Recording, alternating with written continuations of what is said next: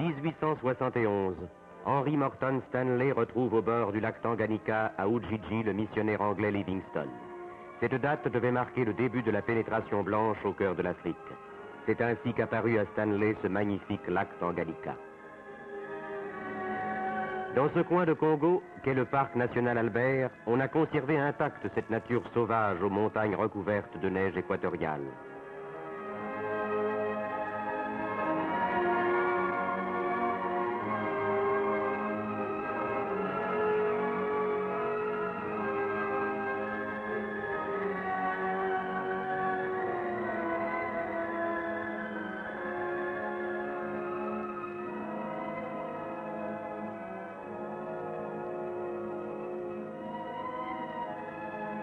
Dans des plaines immenses, vivent en toute liberté ce que la faune terrestre a de plus représentatif. Hippopotames, buffles, antilopes, zèbres, crocodiles, éléphants et lions.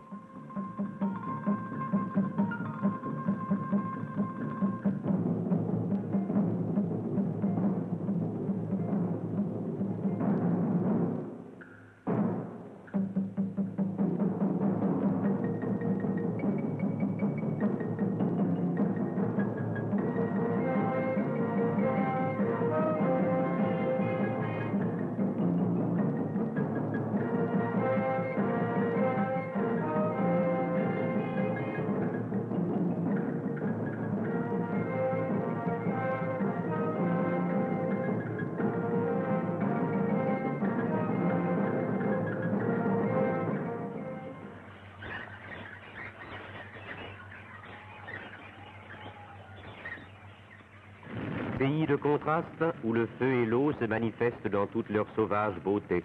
Feu de brousse dans l'Ituri.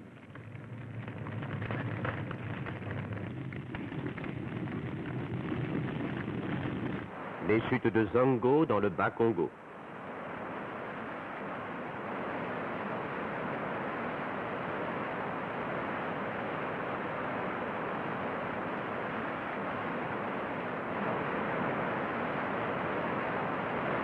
Pays de contrastes encore où nous trouvons mélangés les types de races humaines les plus divers. Les pygmées des forêts de l'Ituri.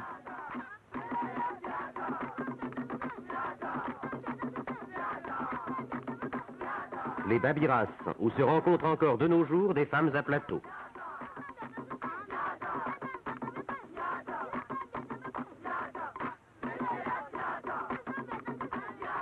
Les fiers Watutsi qui peuplent les territoires du Rwanda et de l'Urundi.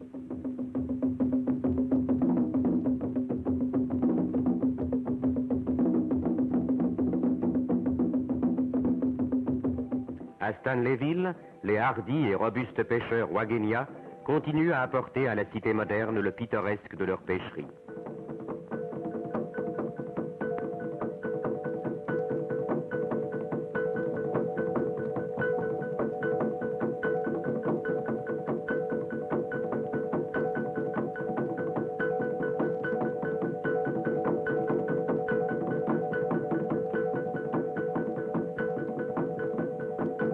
C'est ici que le Lualaba prend le nom de Congo. Ce fleuve puissant qui permit à Stanley de pénétrer au cœur du pays devait devenir l'artère principale qui permit aux Belges de mettre en valeur ce territoire grand comme 80 fois la Belgique.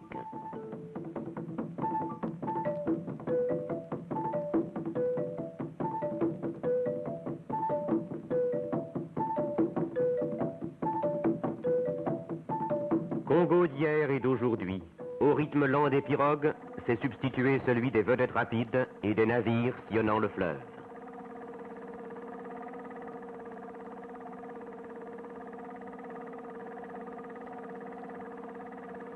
Goma, première capitale du Congo, reçoit régulièrement la visite de navires venus chercher leur cargaison de bananes ou de bois du Mayombe.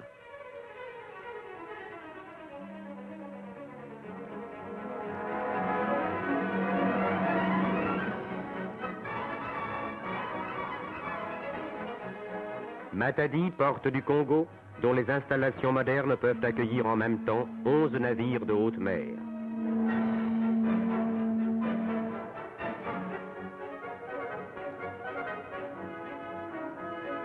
Léopoldville et ses installations portuaires point de départ de 11 400 km de voies navigables, dont les ramifications pénètrent jusqu'aux coins les plus reculés de la forêt équatoriale.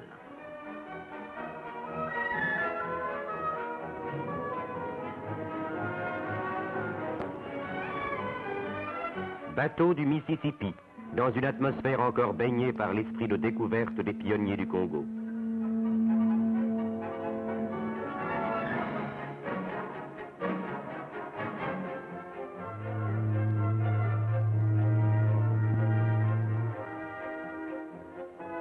Coquilletteville, située exactement sous l'équateur, est un centre important de transit et de répartition du cargo fluvial vers les rivières de l'intérieur du pays.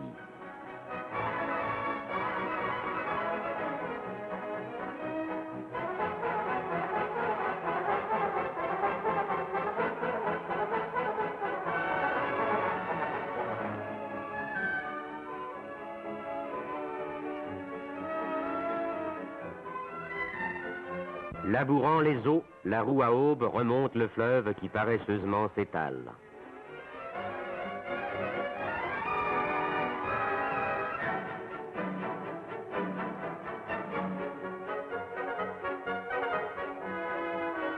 Nous arrivons à Stanleyville, distante de Léopoldville, de plus de 1700 km, terminus de la navigabilité sur le fleuve Congo.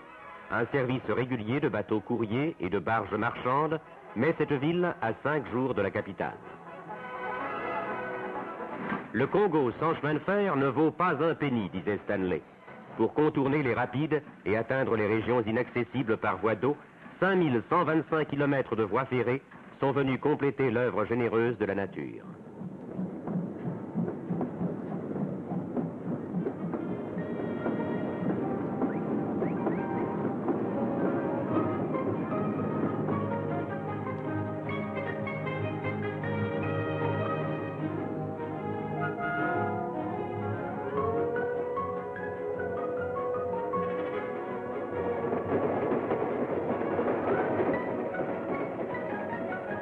Aux locomotives à vapeur ont succédé les diesels électriques. Et finalement, l'électrification, qui actuellement au Katanga, porte sur 340 km. Depuis la piste des caravanes, 138 000 km de route, c'est-à-dire près de 4 fois le tour de la Terre, ont été taillés dans la forêt, se sont accrochés aux montagnes ou se sont déroulés dans les savanes herbeuses. À l'appel des temps héroïques ont succédé les engins modernes qui transformeront progressivement les routes de brousse en autoroutes dignes de rivaliser avec les grandes artères européennes et américaines.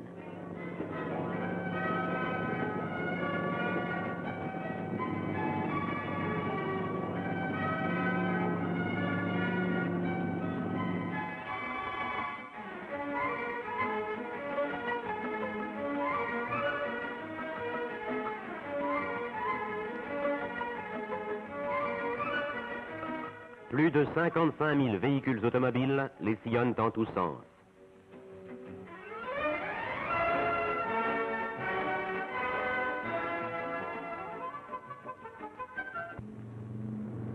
Dans un pays de grande distance, l'aviation devait nécessairement trouver une place de choix.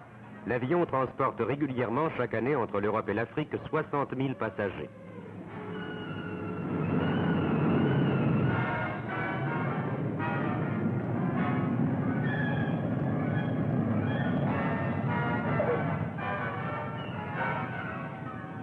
L'accroissement constant du trafic aérien a nécessité la création de nouveaux aérodromes. Voici en construction un nouveau champ d'aviation à Léopoldville.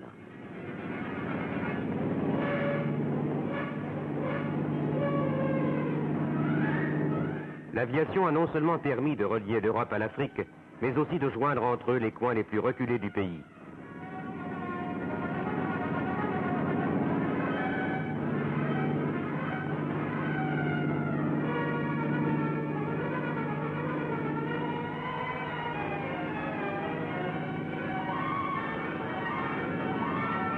L'heureuse coordination de tous ces moyens de communication a permis de mettre en valeur les richesses insoupçonnées de cet étonnant pays. Le Katanga, phénomène géologique, a vu naître, grâce à l'exploitation de ses richesses minérales, un complexe industriel extrêmement dynamique.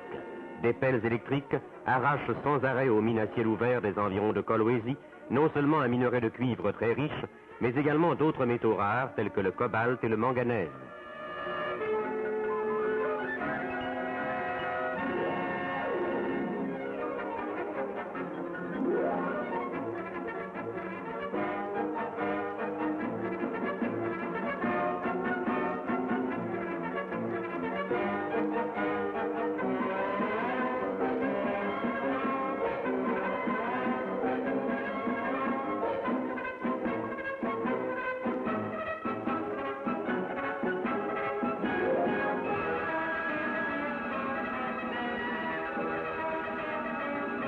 Les usines d'Elisabethville qui traitent les minerais sulfurés des mines de Kipushi.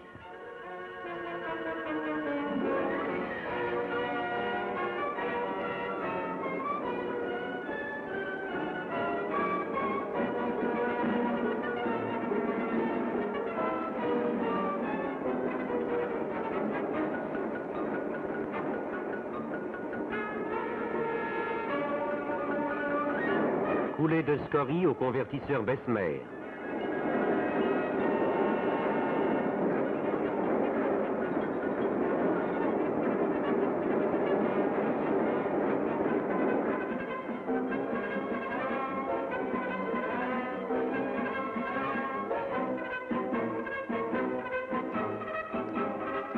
Jadotville et son complexe industriel. C'est ici que sont traités les minerais de cuivre sulfuré, ceux de cobalt ainsi que d'autres métaux rares. L'Union minière du Haut-Katanga occupe à elle seule 21 500 Congolais et 2000 Européens.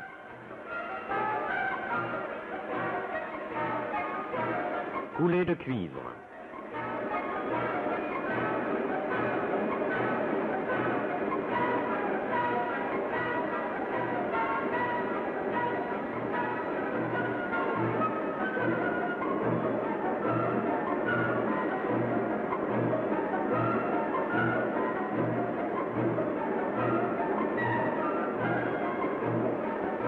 Coulée de cobalt au four électrique.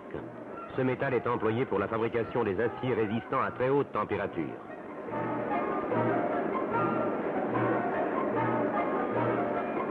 Chercheur d'or version moderne dans les mines d'or de Kilomoto.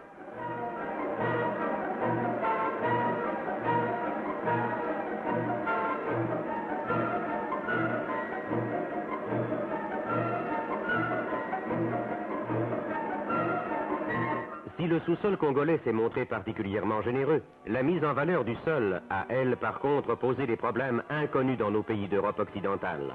Dans la vallée de la Ruzizi, une mission d'ingénieurs agronomes a entrepris sur une vaste échelle la lutte contre l'érosion.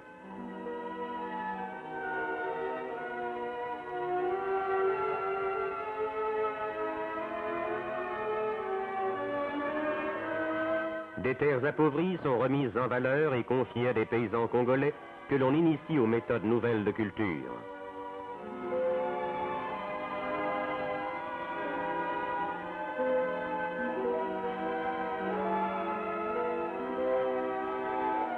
Pour mettre celles-ci au point, apporter au pays des variétés de plantes nouvelles et améliorer celles existant déjà, l'Institut national pour l'étude agronomique au Congo a été créé. Des stations de l'INEAC sont actuellement installées dans tout le Congo. Les noix palmistes, le coton, l'arbre à caoutchouc, le riz, les bois précieux et le caféier sont autant d'autres présents de la nature congolaise.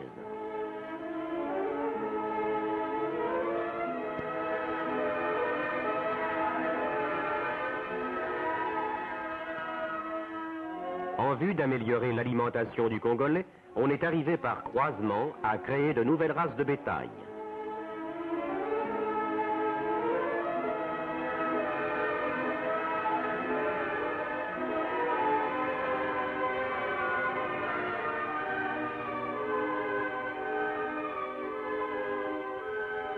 Dans les régions pauvres en gibiers et poissons, la pisciculture est venue apporter ce dont la nature s'était montrée avare.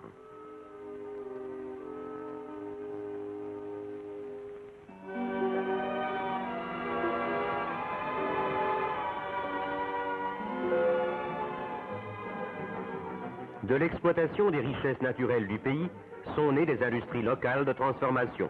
Une usine textile d'Albertville occupe notamment près de 1500 Congolais et 60 Européens.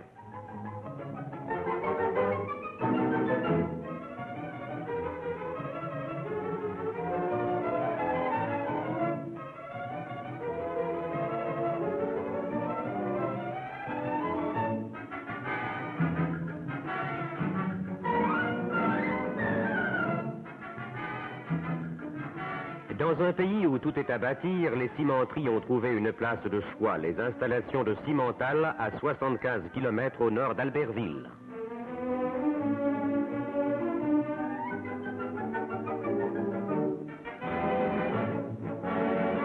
La construction navale en série se fait à l'échelle du pays et d'un fleuve qui se classe au second rang par le volume de ses eaux.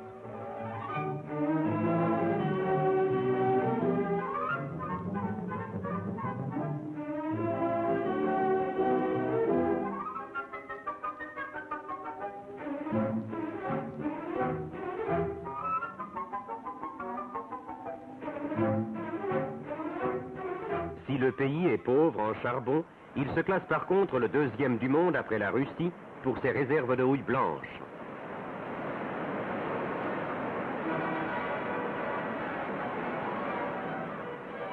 Nos ingénieurs réalisaient rapidement tout le parti qu'ils pouvaient tirer de ces ressources pour vivifier l'économie du pays. À Stanleyville, on construit une centrale qui sera alimentée par les chutes de la Tshopo.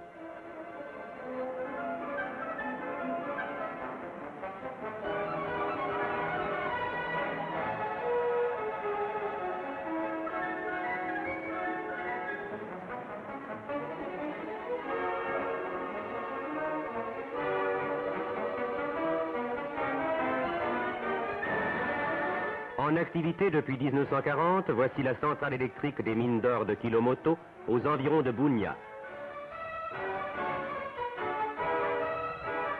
Dans le Katanga, le barrage d'El Commune dresse sa muraille de béton de 75 mètres de haut.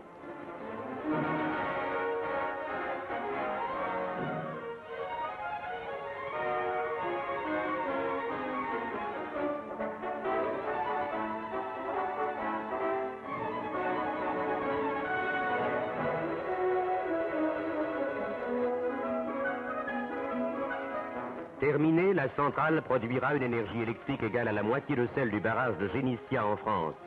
À 32 km en aval, l'Union minière construit un nouveau barrage et la nouvelle centrale Le Marinel, dont la puissance égalera celle du barrage de Génissia.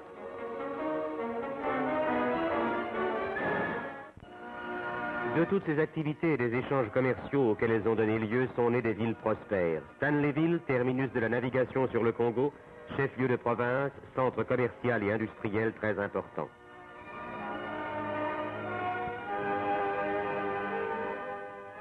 Bukavu, situé au bord d'un lac enchanteur dans une des plus belles régions du Congo.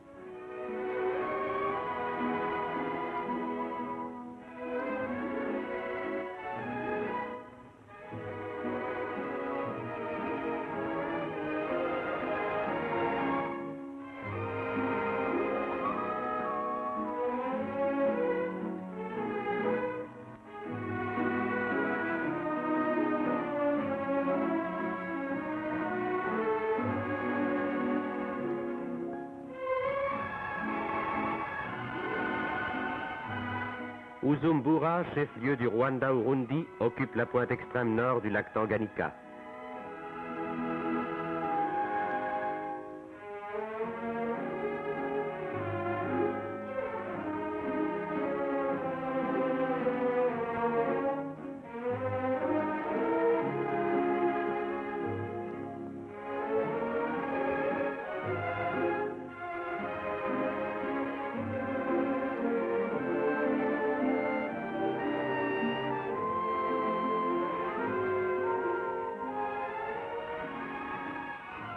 Albertville, la plus ancienne ville du Congo, coquette et riante, s'accroche aux rives du Tanganyika.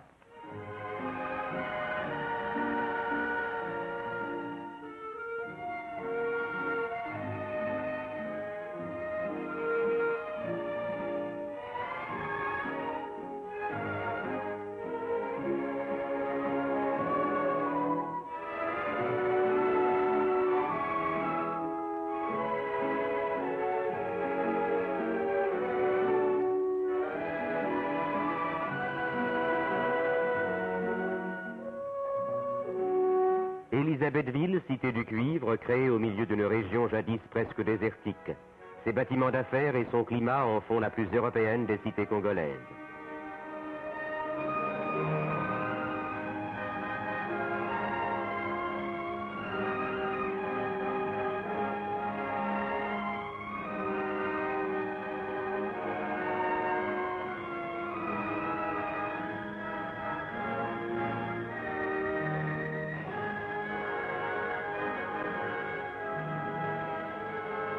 Loulouabour, dernier né des chefs-lieux de province, semble avoir heureusement profité des expériences que les urbanistes ont faites dans les autres cités congolaises. C'est ici que s'est installée l'école centrale de la force publique, où se forment les cadres de l'armée congolaise.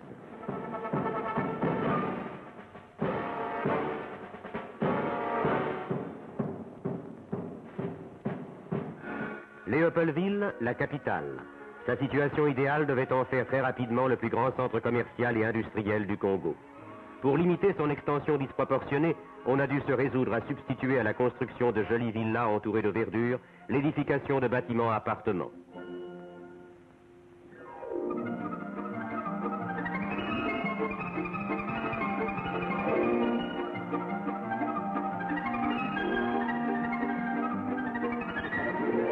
En moins de 17 ans, sa population noire est passée de 50 000 à 300 000 âmes.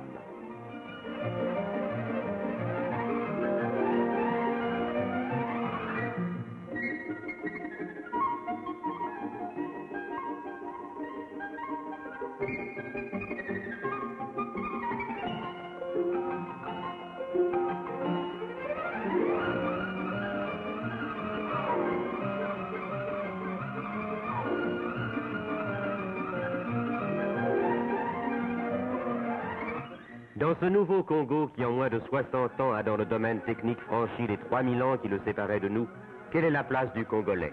Comment s'est-il adapté à ce rythme étourdissant qui est devenu celui de notre civilisation mécanisée? Nous le voyons ici, chef de musique, au manche à balai d'un bulldozer, pilote de grue, à la barre d'un bateau, policier réglant la circulation.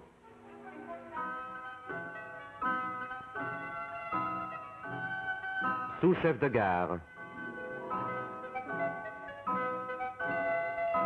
Fondé de pouvoir dans une banque, il s'est adapté au rythme nouveau que notre forme de civilisation lui a imprimé. Peut-être est-ce parce que cette évolution extrêmement rapide s'est vue encadrée et guidée par une saine politique sociale, s'attachant non seulement à soigner les corps dans les hôpitaux, les maternités ou les orphelinats, mais cherchant aussi à donner par un enseignement touchant la masse plutôt qu'une élite, les éléments à même de relever immédiatement la condition du Congolais.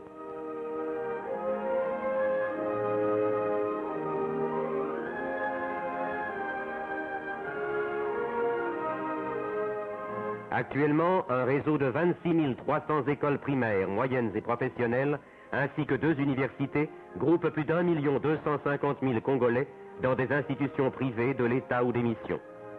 Certes, ici comme ailleurs, beaucoup reste à faire. L'essentiel n'est pas seulement d'apporter aux Congolais une amélioration matérielle, mais aussi de rester attentif à ses aspirations, de nous rapprocher de lui et de le rapprocher de nous, sans pour cela ni l'un ni l'autre abdiquer notre personnalité.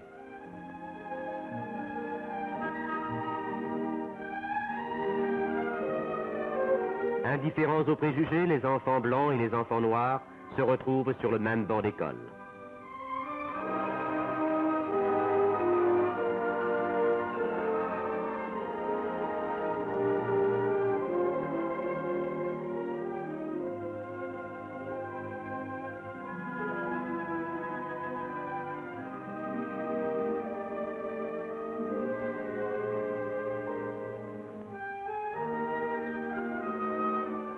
Petit à petit, un nouveau type de Congolais se crée, celui qui ne s'étonne plus de voir l'hélicoptère survoler sa hutte pour y déverser ce DDT bienfaisant.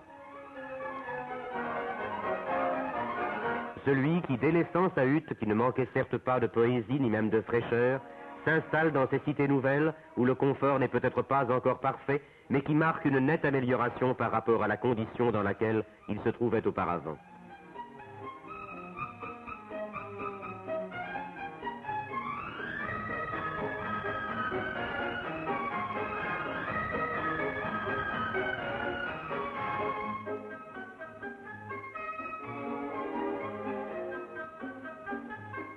Le Congolais sportif a également fait son apparition. Certes, il connaissait déjà la natation, mais pas en bassin comme il peut la pratiquer actuellement. Mais ce qu'il ne connaissait pas, et pour lequel il a appris à se passionner tout comme nous, c'est le cyclisme et surtout le football. Le stade Baudouin et ses 75 000 spectateurs à Léopoldville, un jour de fête. Un match de football qui réunit en une joute amicale blancs et noirs.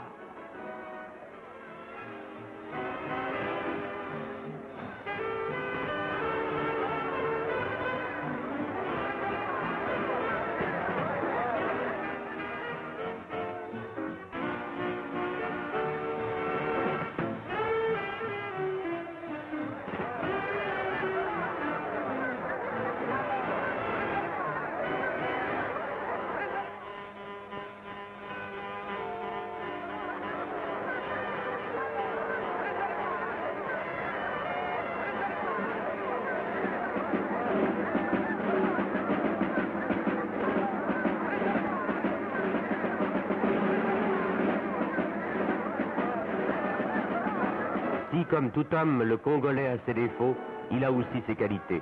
Turbulent, il sait aussi être discipliné.